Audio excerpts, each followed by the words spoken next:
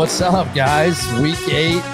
I'm sitting here with my co-host, as always, Pete, the Irish guy who's recently married, buddy. Congratulations from everybody at Bet the Algo, the entire cast, production team. Everybody is super excited for you. How you feel? Yeah, awesome. Side note, getting married does not improve your NFL picking ability and game ability. In fact, I had my worst week. So I guess it's time for a divorce. Yeah, exactly. Or maybe you can retire like Mad Dog Russo again.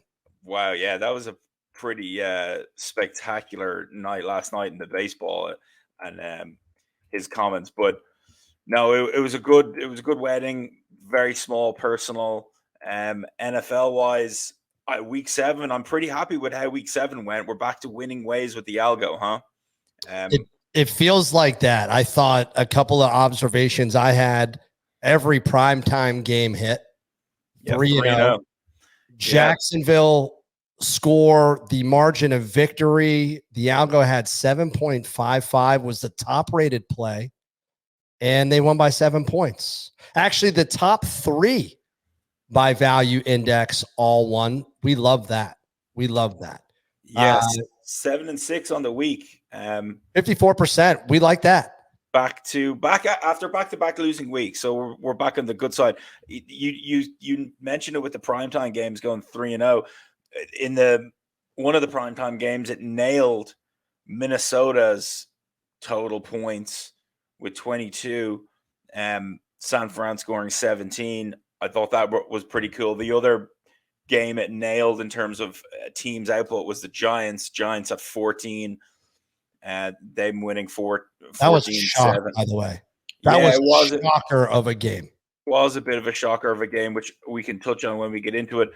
The other thing to add, the pro package, those extra couple of games, the pros got 2-1 in those extra games, so that's always nice for those boys.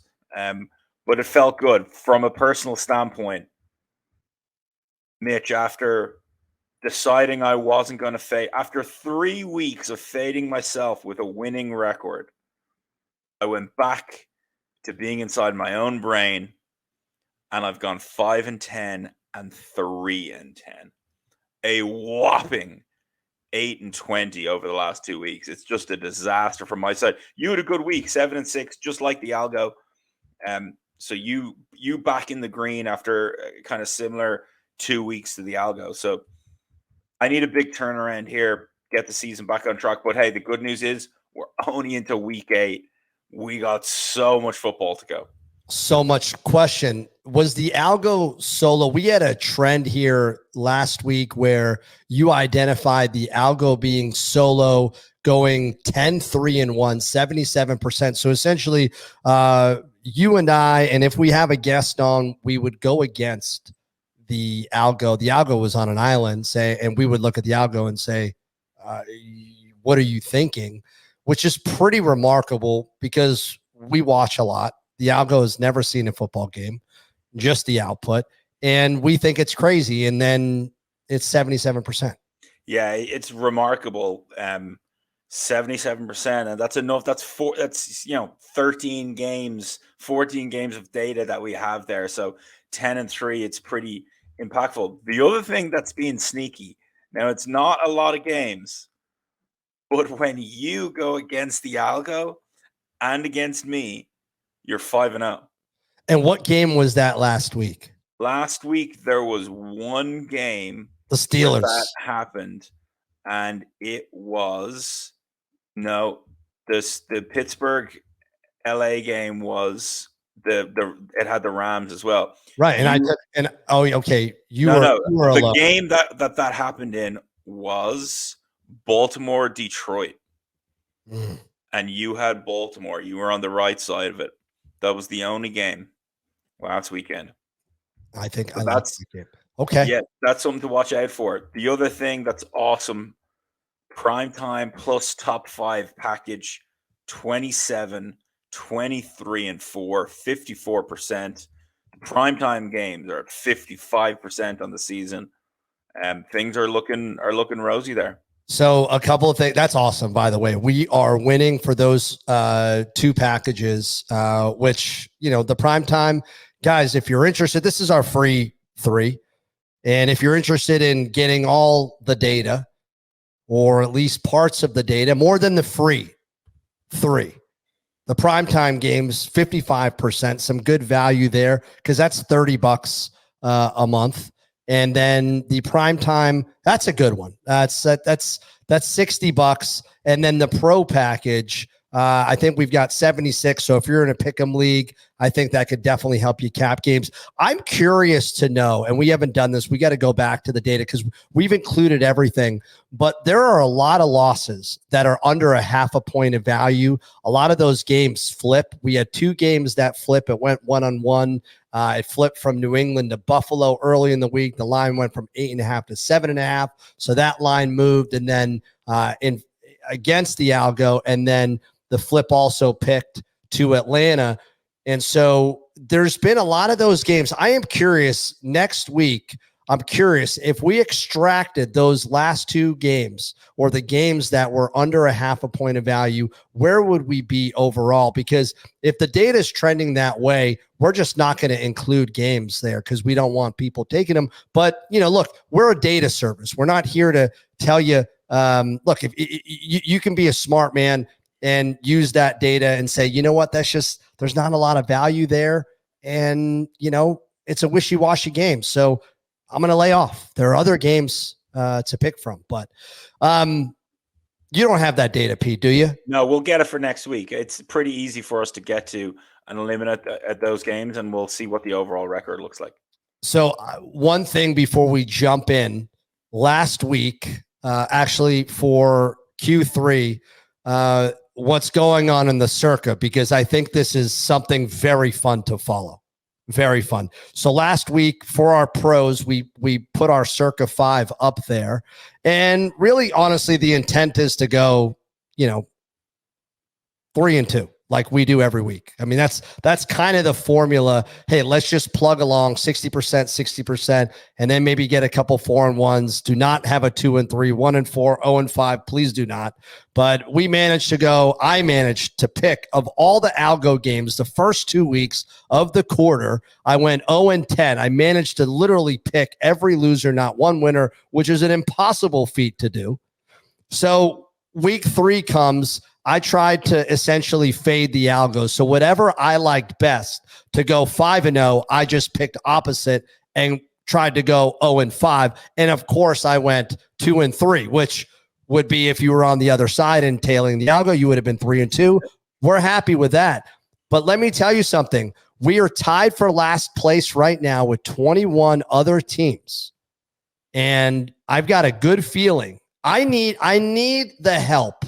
We need the help of the Patreon fans out there.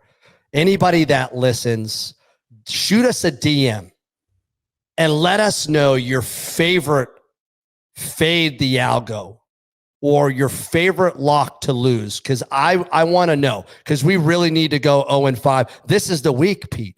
We are there. We see the finish line. This is $25,000 that the Circa Sports Million offers for the last place. And if we tie, we got to cut it up. Now, that number is crazy, because to make $25,000 for the entire season, you got to come in 24th. So this is a big time week. There's a very easy way for us to get either 0-5 or 1-4. Just fade you. I've given you 20 losers in the last 2 weeks. Many of those, all of them, I'm sure, are fading the algo. So we just pick 5 of my games that are fading the algo pick, and there's your 5 losers. Okay, I like where this is going. Yeah. I also do want to hear from the folks. Shoot us a DM and let us know your auto loser. Tell us. We want to know. All right, we've got 3 games naturally for the free 3P. Anything in the NFL, by the way, before we get there, that we want to cover? No, the NFL is, as we said, there's not a whole lot of drama I don't feel like going on outside of Taylor Swift and Brittany Mahomes. What I will say is Halloween is coming up this weekend. Myself and my wife were trying to figure out, we've got a party that we're going to on Saturday, what we're going to go as. We came up with an idea for Saturday night. She's going as Taylor Swift. I'm going as Brittany Mahomes. And that's going to be our costume. I mean, that's amazing. How much self-tanner are you going to wear? I don't know, but Brittany Mahomes gets a rough time. She's definitely the less attractive one in that couple. So it's pretty perfect that I'm going as her. I got my blonde wig today. I have a nice red vest and white long sleeve turtleneck ready. I'm ready. I think it would have been better if you went as Jackson Mahomes. Yeah, I would have to shave then for that. And yeah, we don't want to do that. Maybe the least likable guy of all time on social media. Well, let's get into it. First game, I'm going to start with the lowest value here for week 8.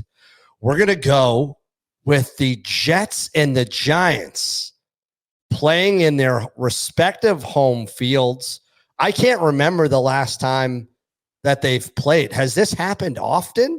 I'm very curious about that, but this line is at 3 points. The G-Men's D coming off 2 very good performances last 2 weeks, giving up just 14 points to Buffalo. And then, they gave up only 7 points to the Commanders. So really just averaging 10, stepping up big. So where is this coming from? They're off. Is this all on the back of their quarterback? No, it's not really. I watched all of that Buffalo game with New York 2 weeks ago, and it was the first time that their defense showed up and played really, really good football. And it was amazing. It was a game where the commentators, it was the Monday night game, and Joe Buck and Troy Aikman were talking about how poor the defense had been, and they looked fantastic that game. They were flying around. They kept the Giants in it. It was 14-9. It ended. It looked like they were going to win. Then they come back and back it up, holding the Commanders, who've scored a lot of points, to 7 points. So that's 2 weeks in a row of playing really good football. So I don't know what it is or what's clicked there, but something has clicked because they're not the same defense that we've seen so far. They're playing a whole lot better. And listen, you talked about the QB that was going to be, starting for them, Tyrod Taylor. He's serviceable. He's won games. I think he's won a playoff game or 2, maybe. Like, he's a decent quarterback, and he knows the things that he can't do. And what can he not do? He can't turn the ball over. And he managed to kind of do that. We know you're not going to get magic from him, but he's good enough to win games. The Jets on the other side on a week off, right? They had the bye week. So they're going to be coming in healthy. You're right in saying this matchup doesn't happen a lot, because it doesn't. It always happens in the preseason. It's always like their last preseason game. Never really regular season do they meet. AFC, NFC, obviously just when the division meets, which is this year, right? Us being Patriots fans, we know that we're playing that division this year. But it's an interesting game. I still don't trust the Giants in continuing this fantastic defensive play just yet. The Jets off a bye week, this should have given them a lot of time to game plan. I think the Giants are really going to struggle still offensively against this Jets defense. I think they're fantastic. I love the Jets in this spot. Even though it's 3-3 feels like a lot, I prefer a 2.5, but give me the New York Jets. What I'm seeing is the head-to-head matchup. According to covers.com, they've played 4 games, and it's a pretty even matchup, 2-2. I've got to imagine that they've played more than that. I have to, but that's what cover says. So, look, Jets, they're ranked 7th in positive turnover margin at just under 1, plus 0.8. I think they can force some turnovers here and particularly get after this week New York Giants offense.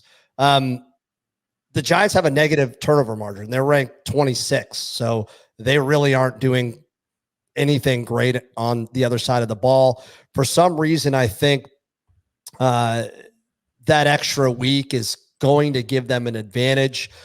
The Jets have been outstanding in the red zone. They're only allowing a touchdown 36.84% of the time.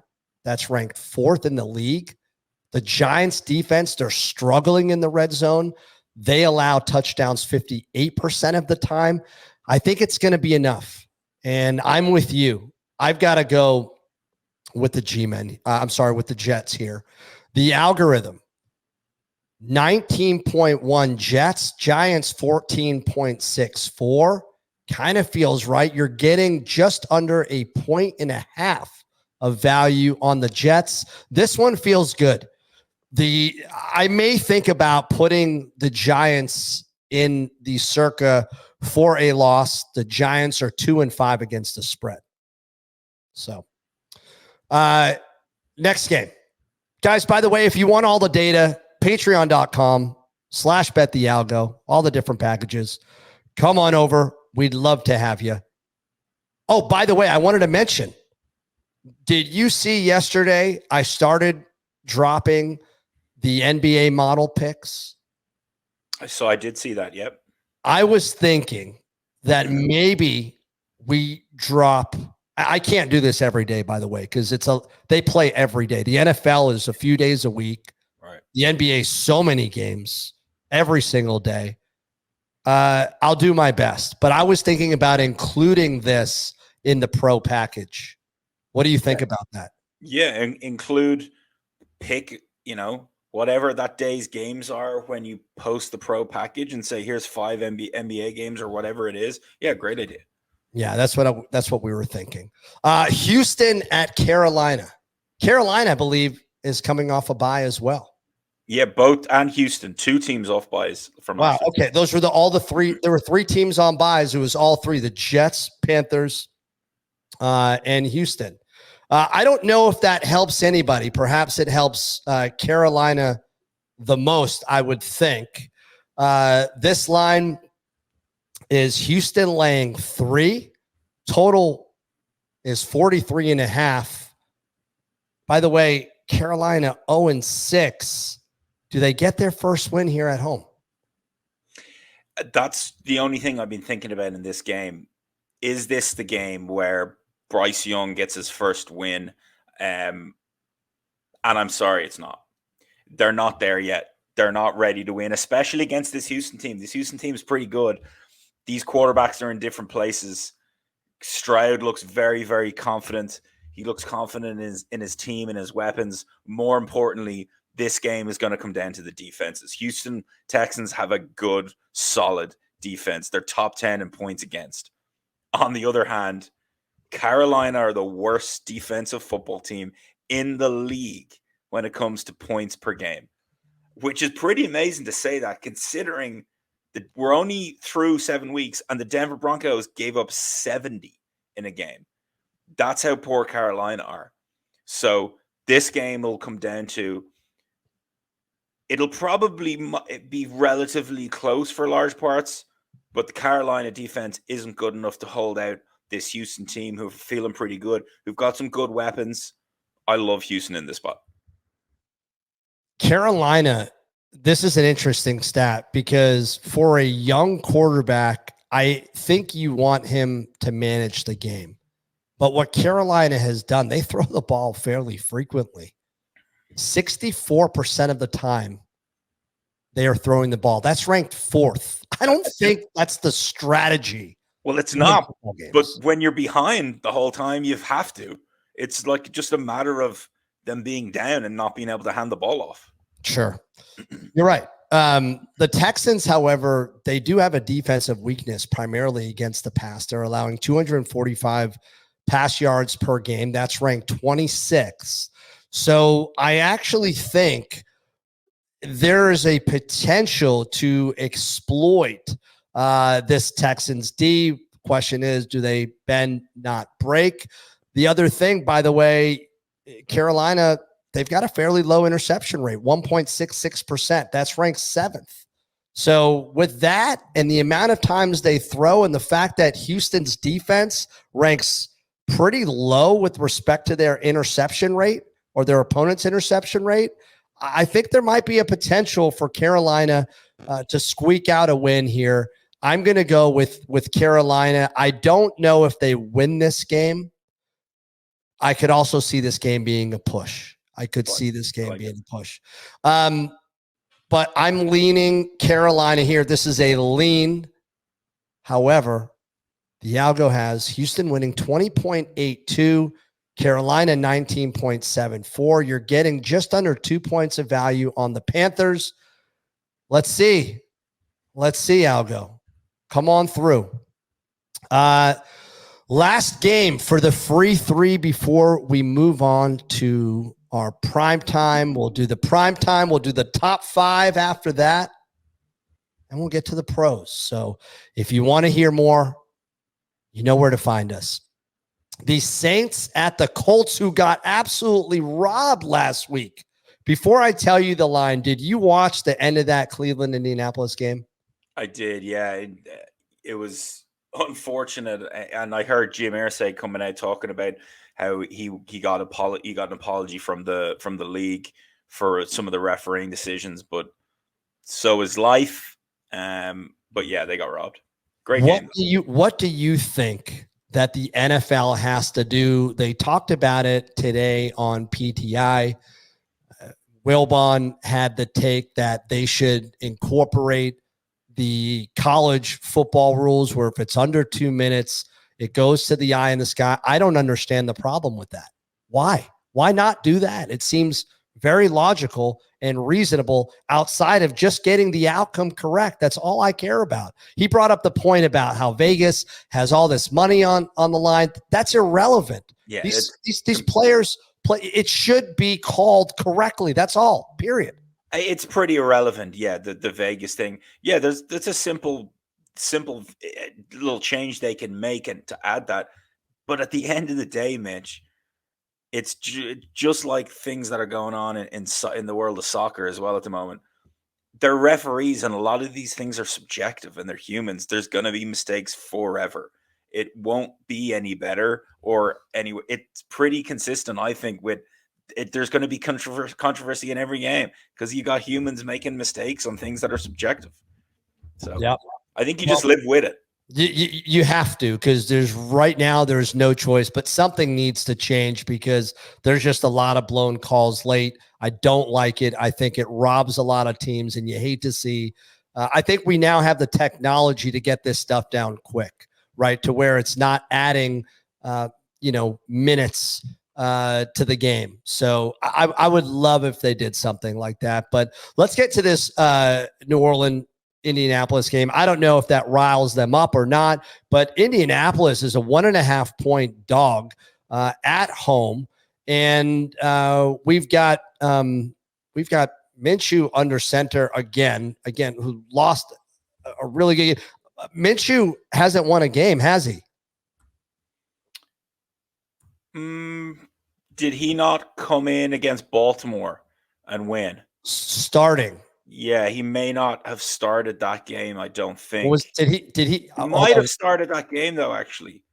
Now that I think it, because you mentioned it on our podcast talking about does he have a purple pair of Jordans? Oh, that's right. Yeah, so he might have. He might have started that. But regardless, this is a really interesting game to me. But for two very different, really reasons, right? They're both 3-4 teams. Indianapolis kind of looked better than we thought, but Richardson's done for the year, surgery. So there's really no expectation on the Colts. Like anything that happens from this point is a bonus. They're not going to make the playoffs. I don't think, at least I don't think they will. I'm pretty confident in saying that. But even if they get to 7 or 8 wins, it's a pretty good season for them. New Orleans, on the other hand, have expectation. They're in a division that they should win with a good team and a quarterback. They're paying a lot of money. This is a massive, massive game for them, because if they lose this game, things will start to go south really quickly. You're already hearing or seeing Derek Carr look very annoyed. Him going after Olave for not running out on a ball that he threw 10 yards deep into the fucking seats. Olave getting picked up for a DUI midweek. There's a lot of negative juju with New Orleans. If they go in and lose this game, the season starts to unravel, I think, and gets away from them and quickly becomes a bit of a disaster. But if they win this weekend, everything's still okay. They're 4-4. Their team I have faith in. I'm not ready to jump off the New Orleans bus yet. I think the defense is good enough to win games. I think they have the weapons. I don't know. I presume Chris Olave isn't going to play. He was not listed on the practice report. So that's going to be a big miss for them. But I think this is a low scoring. This is an under game, and I think they can squeak it out. The fact that it's less than 3, I'm going to take New Orleans. Maybe for the last time this season, though. New Orleans has not been very good against the spread at all. I believe they are 2-5. Is that correct against the spread? Did I read that correctly? By the way, I'm sorry. New Orleans is worse than that. They're 1-5-1 against. Yeah, that sounds about right because I feel like I pick them every week and I stink. So they're 1-5-1. They have been absolutely terrible. Their star wide receiver getting a Dewey. Like, what are you doing? What are you doing? Like, these kids do not learn like how lucky they are. By the way, dating back to last year, New Orleans against the spread, they're 3-6-1. I just feel like lately, ever since Winston, is on that team and Peyton is gone, although his name brand is tarnished, his team just feels like getting caught stealing lobsters. It's just like what they do. I don't know. And by the way, yes, Minshew does have one win. You were correct. It was the Baltimore game. Where I thought he came in was the Tennessee game. So he really just has one win under his belt starting.